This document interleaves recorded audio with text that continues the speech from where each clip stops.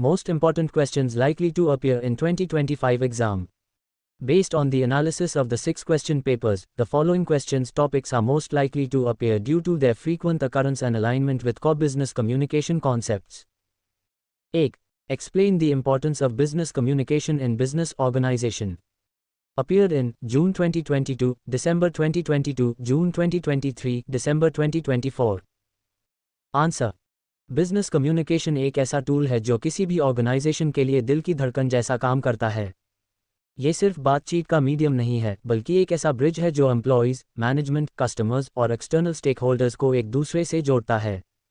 इसके बिना कोई भी बिजनेस अपने गोल्स अचीव नहीं कर सकता। आज के कंपेटिटिव दुनिया में इफेक्टिव बिजनेस कम्युनिकेशन है एक कंपनी को सक्सेस की ऊंचाइयों तक ले जा सकती है। चलिए इसकी इंपॉर्टेंस को डिटेल में समझते हैं। पहली बात, बिजनेस कम्युनिकेशन एम्प्लॉयज़ और मैनेजमेंट के बीच ट्रस्ट और अंडरस्टैंडिंग बनाता है। जब एक मैनेजर अपने टीम को क्लियर इंस्ट्रक्शंस देता है या गोल्स एक्सप्लेन करता है, तो एम्प्लॉयज़ को पता होता है कि उनका रोल क्या है और कंपनी कहां जाना चाहती है। फॉर एग्जाम्पल, अगर एक सेल्स टीम को टारगेट दिया जाता है और उसके लिए स्ट्रैटेजी क्लियर नहीं है, तो कन्फ्यूजन होगा और रिजल्ट्स पुअर होंगे। लेकिन जब कम्युनिकेशन स्ट्रांग होती है, तो हर एम्प्लॉय अपने काम को एफिशिएंटली करता है, जिससे प्रोडक्टिविटी बढ़ती है। दूसरा, बिजनेस कम्युनिकेशन कस्टमर्स के साथ रिलेशनशिप बनाने में मदद करता है। आजकल कस्टमर्स सिर्फ प्रोडक्ट या सर्विस नहीं खरीदते, बल्कि उन्हें एक एक्सपीरियंस चाहिए। जब एक कंपनी अपने कस्टमर्स के साथ रेगुलर और ट्रांसपेरेंट कम्युनिकेशन रखती है, तो ट्रस्ट बिल्ड होता है। फॉर इंस्टेंस, अगर एक कस्टमर को प्रोडक्ट के बारे में कंप्लेंट है और कंपनी उसका जल्दी और पोलाइटली सॉल्यूशन देती है, तो वो कस्टमर वापस आएगा और कंपनी का लॉयल बन जाएगा। ये लॉयल्टी बिजनेस के ग्रोथ के लिए बहुत ज़रूरी है। तीसरा, बिजनेस कम्युनिकेशन टीमवर्क को प्रमोट करता है। जब एम्प्लॉयज़ के बीच ओपन कम्युनिकेशन होती है, तो वो एक कोहेसिव टीम बनते हैं जो एक प्रोजेक्ट से दूसरे प्रोजेक्ट तक स्मूथली काम कर सकते हैं।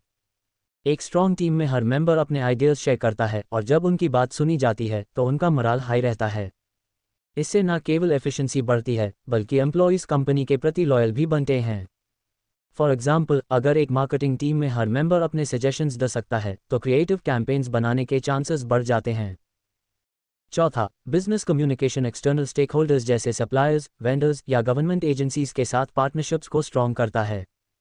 जब एक कंपनी अपने वेंडर्स के साथ क्लियर और टाइमली कम्युनिकेशन रखती है, तो सप्लाई चेन स्मूथ चलती है। सिमिलरली, अगर गवर्नमेंट रेगुलेशंस के बारे में क्लियर कम्युनिकेशन होती है, तो लीगल इश्यूज से बचा जा सकता है। ये पार्टनरशिप्स बिजनेस के लॉन्ग टर्म सक्सेस के लिए क्रिटिकल होते हैं। पांचवा, बिजनेस कम्युनिकेशन इनोवेशन को एनकरेज करता है। जब एम्प्लॉयज़ को अपने आइडियाज़ शेयर करने का सेफ एनवायरनमेंट मिलता है, तो वो न्यू सॉल्यूशंस और प्रोडक्ट्स के बारे में सोच सकते हैं। फॉर एग्जाम्पल, एक टेक कंपनी में अगर डेवलपर्स और डिज़ाइनर्स के बीच रेगुलर कम्युनिकेशन होती है, तो वो एक यूनिक ऐप या सॉफ्टवेयर क्रिएट कर सकते हैं जो मार्केट में हिट हो। ये इनोवेशन कंपनी को कंपेटिटर्स से आगे रखता है। छठा, बिजनेस कम्युनिकेशन पॉलिसीज़ और प्लान्स के इम्प्लीमेंटेशन में मदद करता है। जब मैनेजमेंट अपने स्ट्रैटेजीज़ को एम्प्लॉयज़ तक क्लियरली कम्युनिकेट करता है, तो उन्हें पता होता है कि कैसे काम करना है।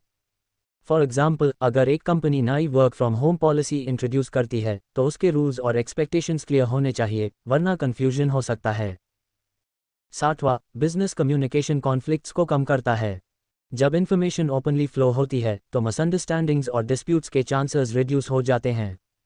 फॉर इंस्टेंस, अगर दो डिपार्टमेंट्स के बीच रिसोर्स एलोकेशन का इशू है, तो ओपन कम्युनिकेशन से उसका सल्यूशन निकला जा सकता है। आखिरी बात, बिजनेस कम्युनिकेशन एम्प्लॉय सेटिस्फैक्शन और लॉयल्टी को बढ़ाता है। जब एम्प्लॉयज़ को रेगुलर फीडबैक मिलता है और उनकी परफॉर्मेंस की रिकॉग्निशन होती है, तो वो मोटिवेटेड रहते हैं। ये मोटिवेशन उन्हें कंपनी के गोल्स अचीव करने के लिए हार्ड वर्क करने के लिए इंस्पायर करता है। तो ये क्लियर है कि बिजनेस कम्युनिकेशन हर लेवल पर एक ऑर्गेनाइजेशन के लिए ज़रूरी है।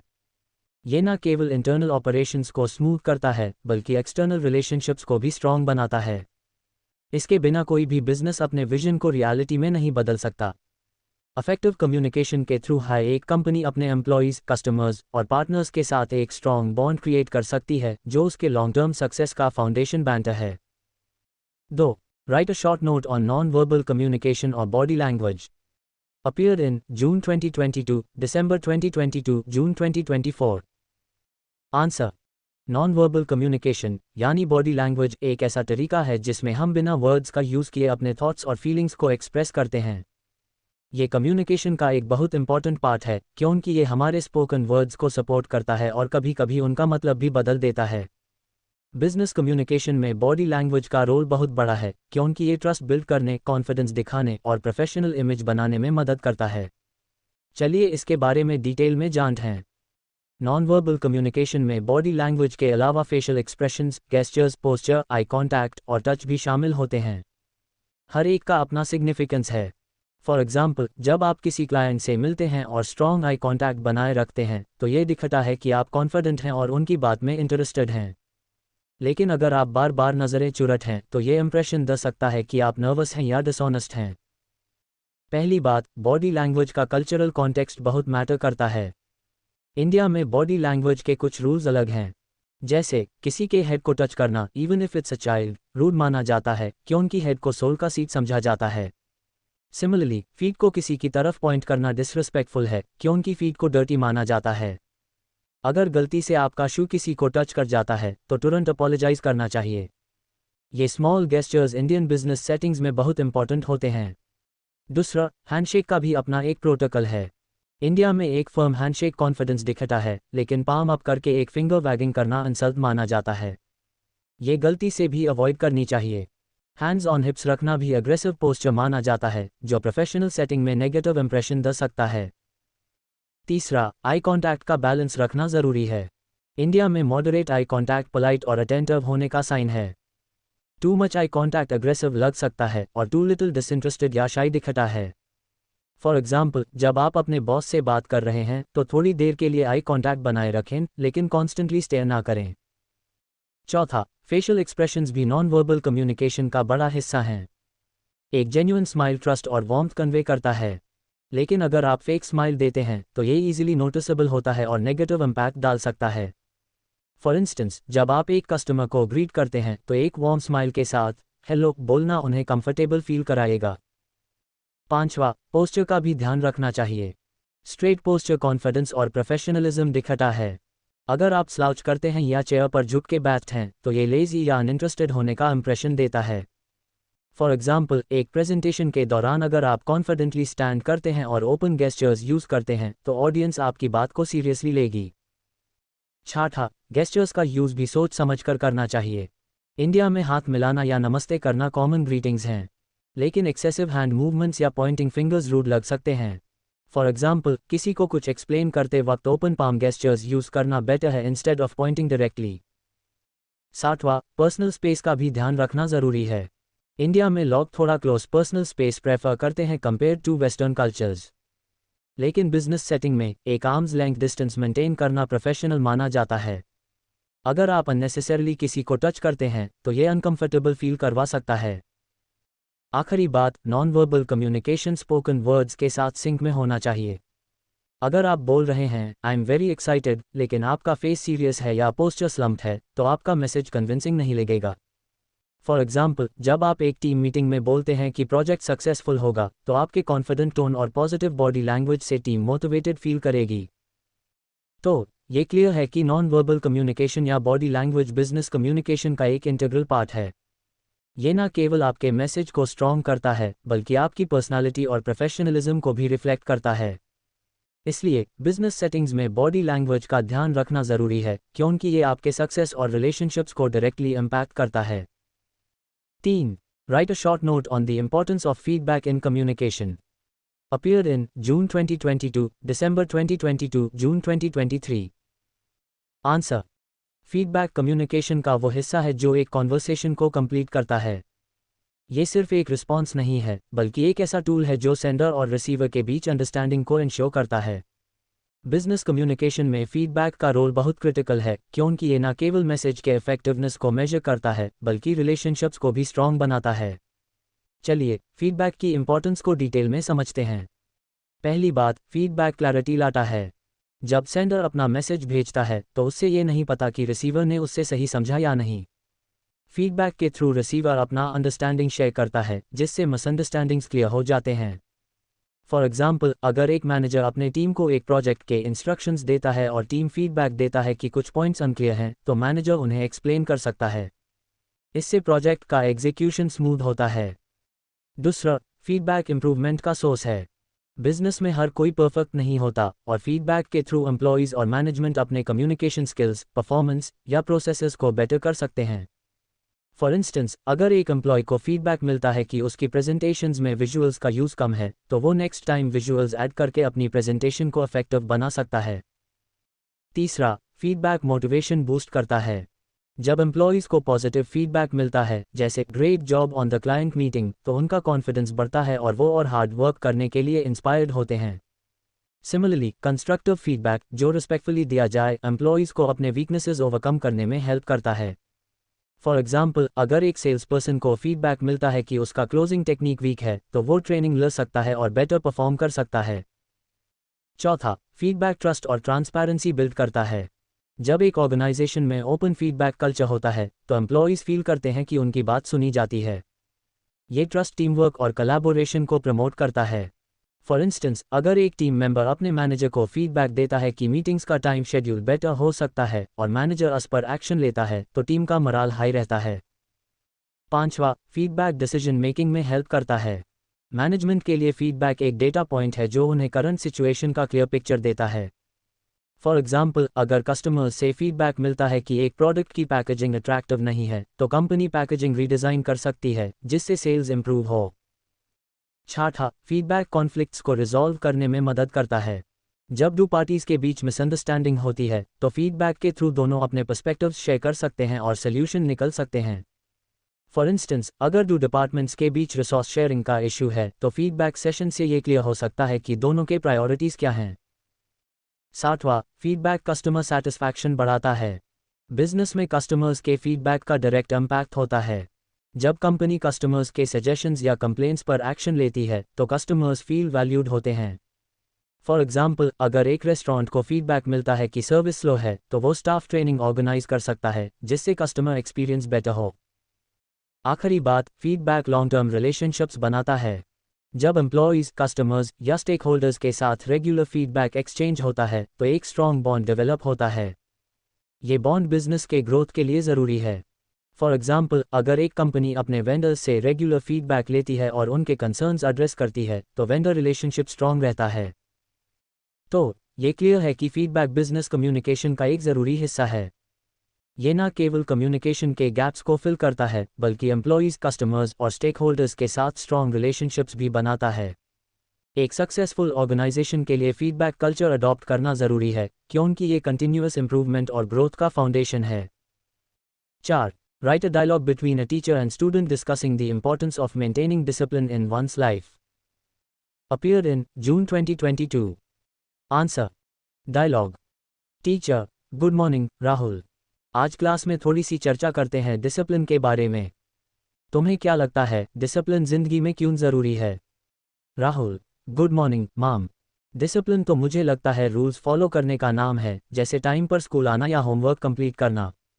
लेकिन इसकी इतनी इंपॉर्टेंस क्यों है, ये थोड़ा कंफ्यूजिंग है।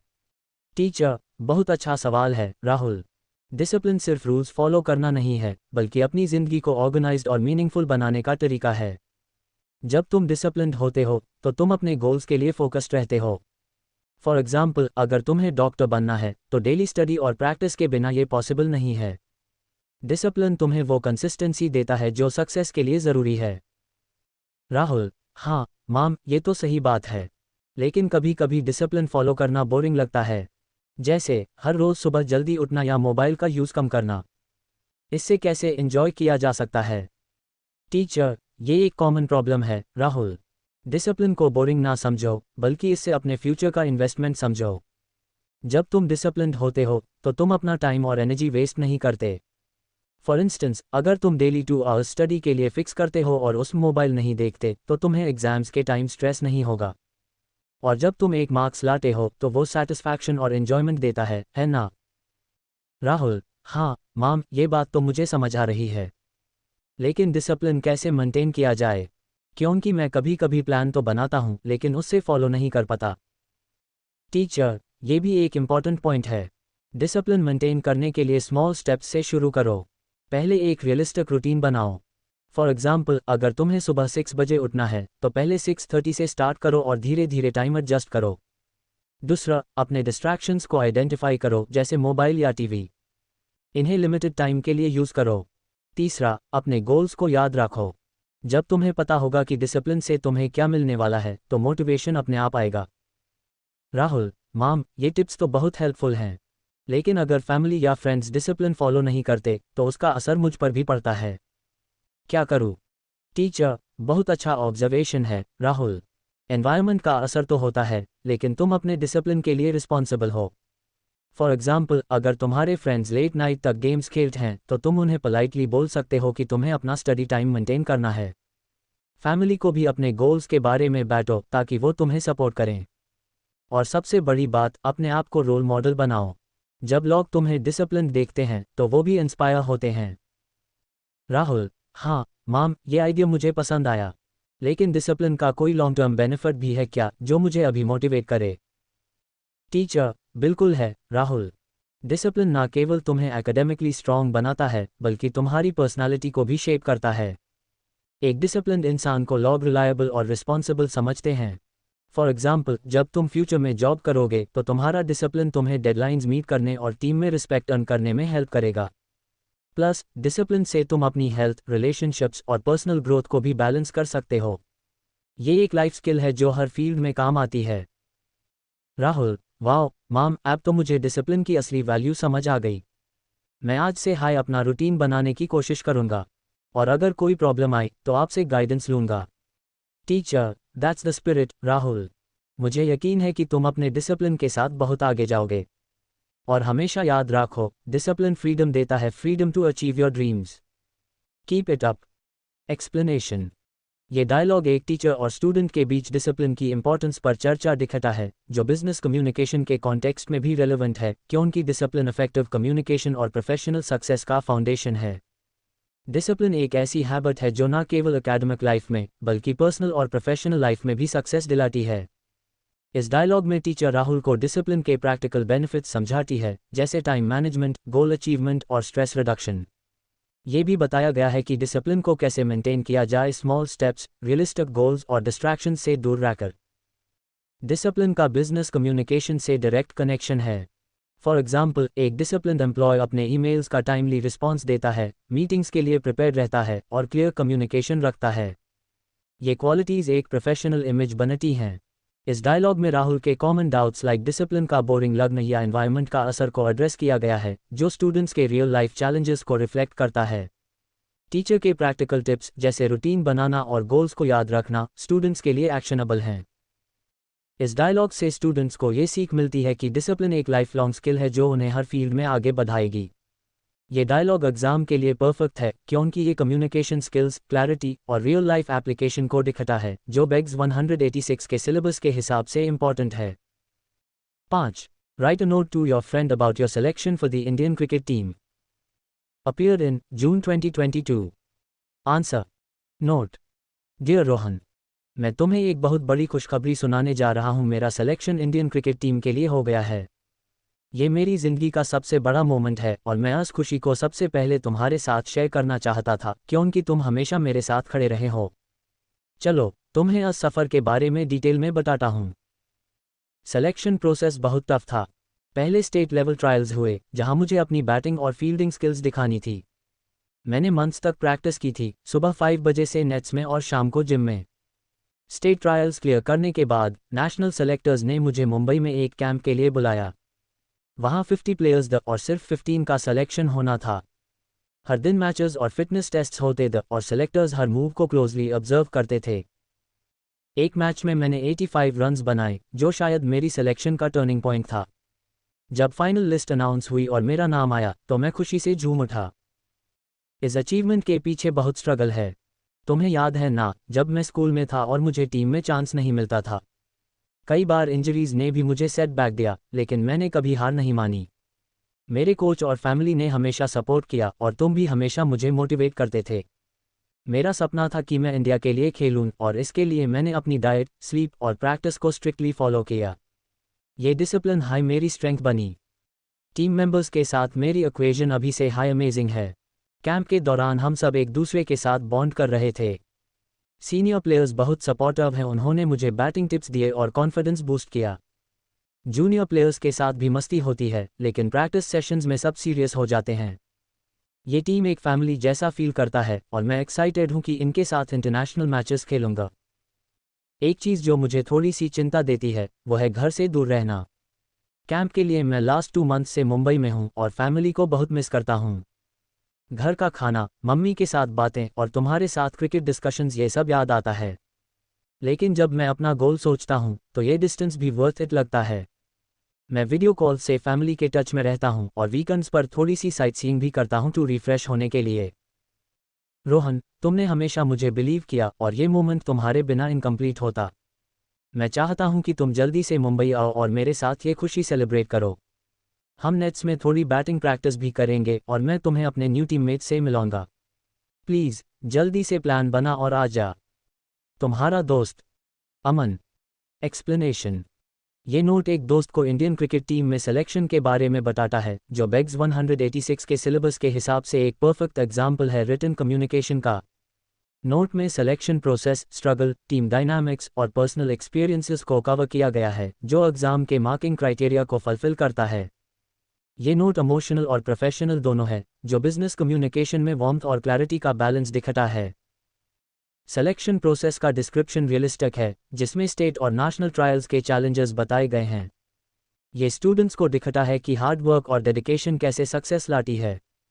स्ट्रगल का सेक्शन मोटिवेशनल है, क्योंकि ये फेलियर्स और सेटबैक्स को ओवरकम करने की बात करता है, जो स्टूडेंट्स के लिए इंस्पायरिंग है।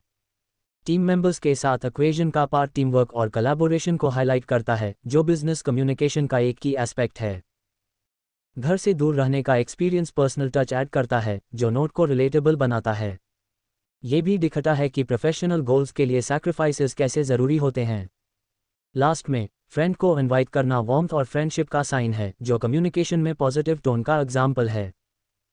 ये नोट एग्जाम के लिए आइडियल है, क्योंकि ये 250 वर्ड्स के रिक्वायरमेंट को एक्सीड करता है और हर aspect process, struggle, team, personal experience को डिटेल में कवर करता है। स्टूडेंट्स इससे सीख सकते हैं कि कैसे एक वेल स्ट्रक्चर्ड और एंगेजिंग नोट लिखा जाता है, जो प्रोफेशनल और पर्सनल दोनों हो। 6. Reading comprehension questions on communication processes. Appeared in June 2022, December 2022, June 2023, December 2023, June 2024, December 2024.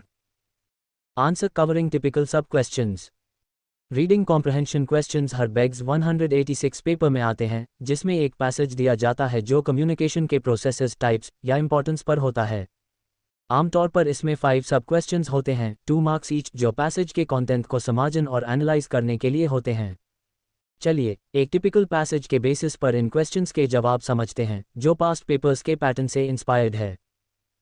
Passage hypothetical, based on past papers. Communication is the process of exchanging information, ideas, or feelings between a sender and a receiver through a medium. It involves encoding, sending, receiving, and decoding. The sender encodes the message, which is then sent through a channel like email, phone, or face-to-face conversation. The receiver decodes the message to understand it. Effective communication requires clarity, a common understanding, and feedback. Feedback ensures that the message has been correctly interpreted.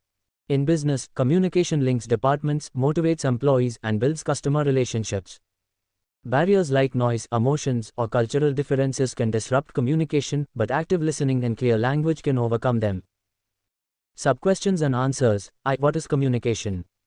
Communication एक ऐसा process है जिसमें sender और receiver के बीच information, ideas या feelings का exchange होता है। ये प्रोसेस टैब सक्सेसफुल होता है जब सेंडर अपना मैसेज क्लियरली एनकोड करता है और रिसीवर उससे सही तरीके से डिकोड करता है। फॉर एग्जाम्पल, जब एक मैनेजर अपने टीम को प्रोजेक्ट गोल्स ईमेल करता है तो वो सेंडर है और टीम रिसीवर।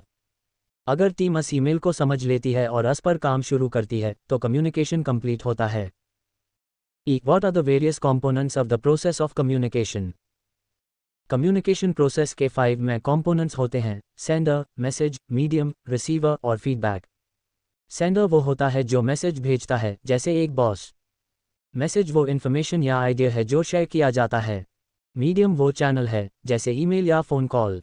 रिसीवर वो होता है जो मैसेज रिसीव करता है, और फीडबैक उसका रिस्पॉन्स होता है जो सेंडर को बताता है कि मैसेज समझा गया या नहीं। फॉर इंस्टेंस, अगर एक कस्टमर केयर एग्जीक्यूटिव एक क्लाइंट को सोल्यूशन बताता है और क्लाइंट थैंक यू बोलता है, तो ये फीडबैक है। Discuss the communication skills for effective communication. Effective communication के लिए 5 की स्किल्स ज़रूरी हैं: active listening, clear speaking, non verbal communication, stress management और इमोशनल कंट्रोल। एक्टिव लिसनिंग का मतलब है रिसीवर का ध्यान से सुनना और रेलेवेंट क्वेश्चंस पूछना। क्लियर स्पीकिंग से मैसेज इजीली समझ आता है। नॉन वर्बल कम्युनिकेशन जैसे बॉडी लैंग्वेज मैसेज को सपोर्ट करता है। स्ट्रेस मैनेजमेंट और इमोशनल कंट्रोल से आप टेंस सिचुएशंस में भी कामली कम्युनिकेट कर सकते हैं। फॉर एग्जाम्पल, एक सेल्स पर्सन जो कामली कस्टमर की कंप्लेंट सुनता है और सोल्यूशन देता है, वो इफेक्टिव कम्युनिकेटर होता है। What is the role of body language in communication? Body language communication का नॉन वर्बल पार्ट है जो वर्ड्स के साथ या बिना वर्ड्स के मैसेज कन्वे करता है। ये ट्रस्ट बिल्ड करने और इमोशंस दिखाने में मदद करता है। फॉर एग्जाम्पल, जब आप एक क्लाइंट से मिलते हैं और कॉन्फिडेंट पोस्चर और आई कॉन्टैक्ट रखते हैं तो ये दिखता है कि आप प्रोफेशनल हैं। लेकिन अगर आप आर्म्स क्रॉस करके बैठे हैं तो ये डिफेंसिव एटीट्यूड दिखा सकता है। इंडिया में बॉडी लैंग्वेज का कल्चरल कॉन्टेक्स्ट भी मैटर करता है, जैसे फीट पॉइंट करना रूड माना जाता है। Why is feedback important in communication? Feedback communication को कंप्लीट करता है क्योंकि ये सेंडर को बताता है कि उसका मैसेज सही समझा गया या नहीं। ये मिसअंडरस्टैंडिंग्स को क्लियर करता है और इम्प्रूवमेंट का चांस देता है। फॉर एग्जाम्पल, अगर एक एम्प्लॉय को फीडबैक मिलता है कि उसकी रिपोर्ट में डेटा मिसिंग है तो वो नेक्स्ट टाइम बेटर रिपोर्ट बनाएगा। फीडबैक ट्रस्ट बिल्ड करता है, मोटिवेशन देता है और डिसीजन मेकिंग में हेल्प करता है। बिजनेस में फीडबैक के बिना टीम्स और कस्टमर्स के साथ अलाइनमेंट नहीं बन सकता। एक्सप्लेनेशन: ये रीडिंग कॉम्प्रहेंशन सेक्शन हर पेपर में आता है और स्टूडेंट्स के लिए स्कोरिंग होता है क्योंकि जवाब पैसेज में हाई छुपा होता है। ऊपर दिया गया पैसेज कम्युनिकेशन के बेसिक कॉन्सेप्ट्स को कवर करता है जो पास्ट पेपर्स के पैसेजेस से सिमिलर है। हर सब क्वेश्चन का जवाब पैसेज के कंटेंट पर बेस्ड है, लेकिन थोड़ी सी एक्सप्लेनेशन ऐड की गई है ताकि स्टूडेंट्स को कॉन्सेप्ट डीपली समझ आए। कम्युनिकेशन का डेफिनेशन सिंपल और क्लियर दिया गया है जो एग्जाम के 2 मार्क्स के हिसाब से परफेक्ट है। कंपोनेंट्स का जवाब सिस्टमैटिक है जिसमें हर पार्ट को एग्जाम्पल के साथ एक्सप्लेन किया गया है। कम्युनिकेशन स्किल्स का सेक्शन प्रैक्टिकल है जो रियल लाइफ बिजनेस सिनेरियो से कनेक्ट करता है। बॉडी लैंग्वेज का जवाब कल्चरल कॉन्टेक्स्ट के साथ दिया गया है जो इंडियन स्टूडेंट्स के लिए रेलेवेंट है। फीडबैक का जवाब डिटेल्ड है जो इसकी मल्टीपल बेनिफिट्स को हाईलाइट करता है। ये सेक्शन स्टूडेंट्स के लिए ईजी है क्योंकि पैसेज को ध्यान से पढ़ने के बाद जवाब लिखना स्ट्रेट फॉरवर्ड होता है। इससे स्टूडेंट्स को ये भी समझ आता है कि कम्युनिकेशन कैसे काम करता है और बिजनेस में क्यों ज़रूरी है।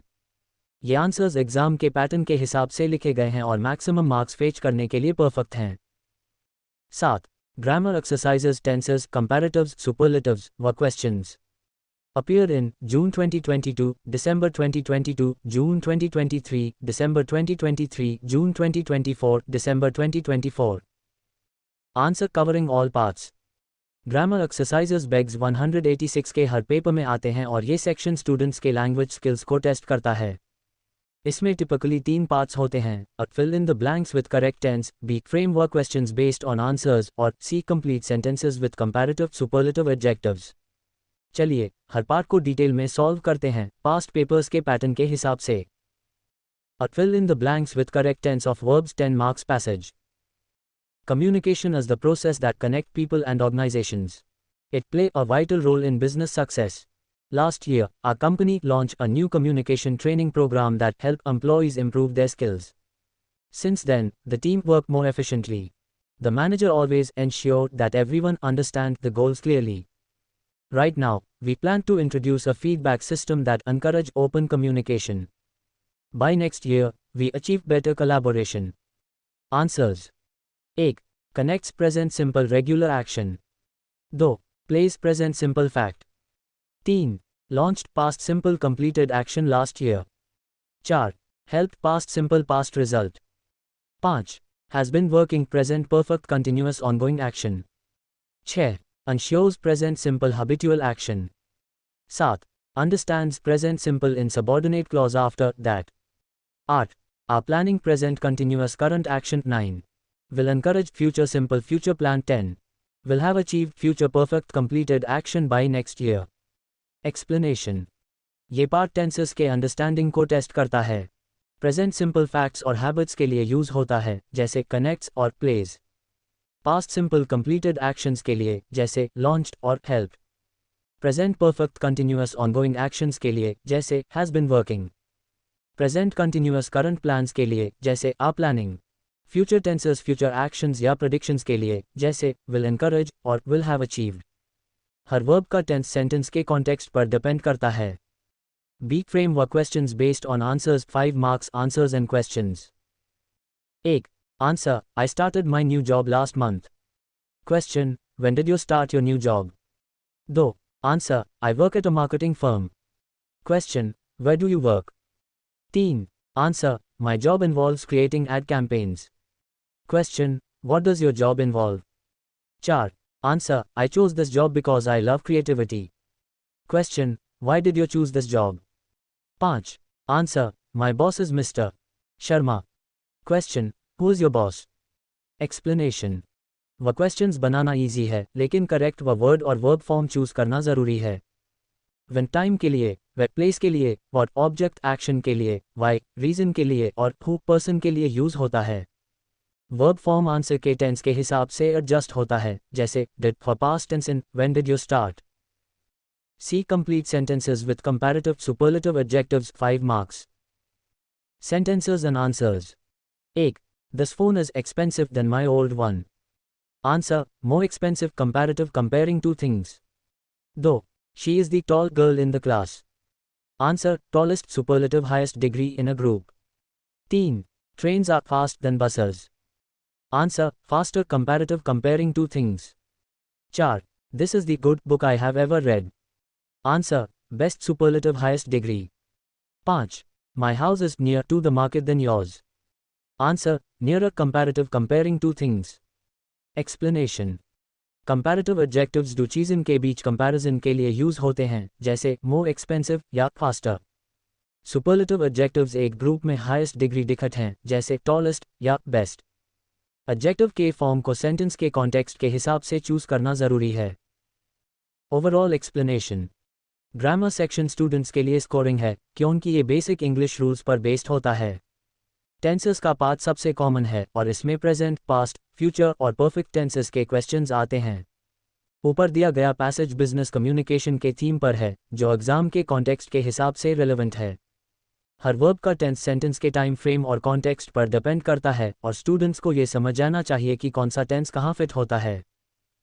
वह क्वेश्चंस का पार्ट क्रिएटिविटी और अंडरस्टैंडिंग दोनों टेस्ट करता है। स्टूडेंट्स को आंसर को ध्यान से पढ़ना होता है और उसके हिसाब से करेक्ट व वर्ड और वर्ब फॉर्म चूज करना होता है। ये पार्ट इजी है, क्योंकि आंसर्स में हाई हिंट्स होते हैं। For example, last month time indicate करता है, इसलिए व्हेन यूज होता है। कंपैरेटिव और सुपरलेटिव एडजेक्टिव्स का पार्ट भी स्ट्रेट फॉरवर्ड है।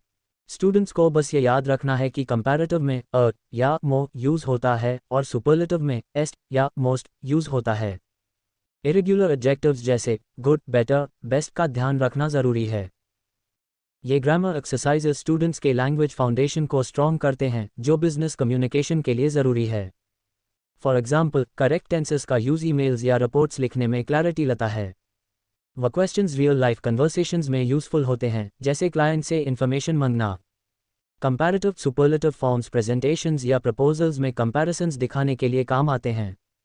ये सेक्शन रेगुलरली प्रैक्टिस करने से परफेक्ट हो सकता है और स्टूडेंट्स को इसमें फुल मार्क्स मिल सकते हैं।